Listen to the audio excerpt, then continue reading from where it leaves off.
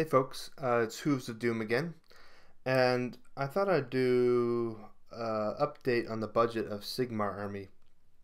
This is the community-driven project through the PMP, Painters Motivating Painters, where we, with a relatively small amount of money every month, we create and paint an army, and over half a year, we build an army together.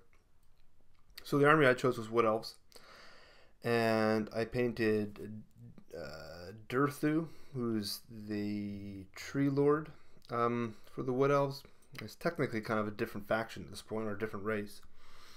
But I decided, I picked them up fairly cheap, and I just thought I'd kind of add them in.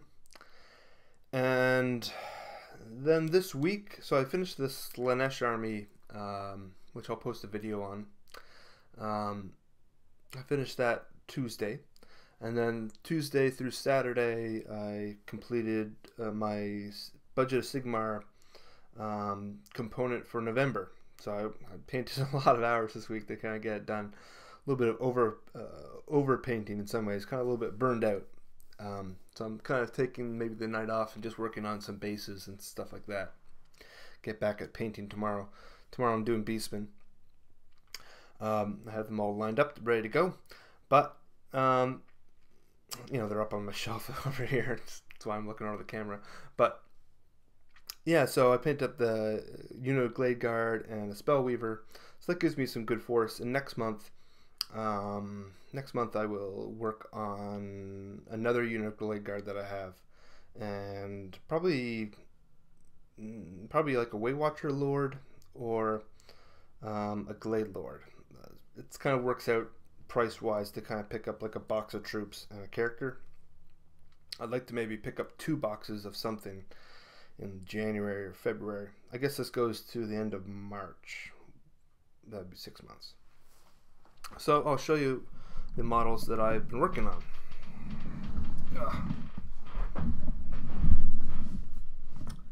Alright. You can kind of see them. Half decent.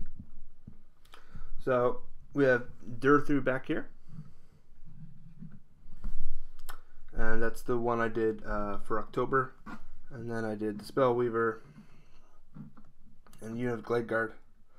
I finished, went through the tutorial by Apathetic Fish, I think, and lots of little handy tips. I'm not like a super experienced painter. But I'm learning, and these are better than anything that I've produced, on my own. The Spellweaver here is a slightly different paint scheme than the Glade Guard, but I followed a lot of the techniques, so I just kind of switched up the colors and on her dress. But other than that, went with them. Worked on a few little effects, like on the back of this guy. You can see some nice little jewels. So I worked on those. That's kind of new and different for me. I've never really done a jewel effect, but I thought it looked really nice. So being a relatively new painter, I've been in the hobby for a long time, but I've been really trying to work on, mostly I just have like a whole ton of unpainted gray models. So I'm really trying to turn that around. So a Budget of Sigmar, that would be an army in 6 months painted up. Like I said, I finished this Slaanesh army, and I'm working on Beastmen here soon. So I've been putting a lot of hours, probably painting too much in some ways. I don't know, I need to kind of tone it down, I feel like. But I'm also, I'm trying to put as many hours as I can into painting.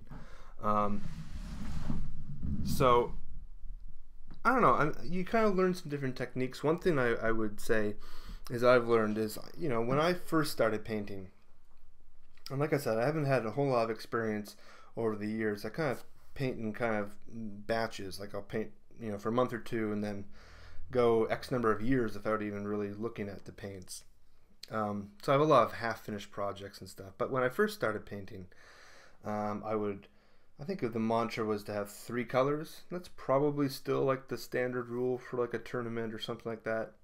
And I think that just kind of got in my head, because like if I choose an army to paint, Um, my habit is to kind of, you know, maybe I'll do 6 or 7 colors, and I'll think, well, that's like, you know, twice the requirement. That's not bad.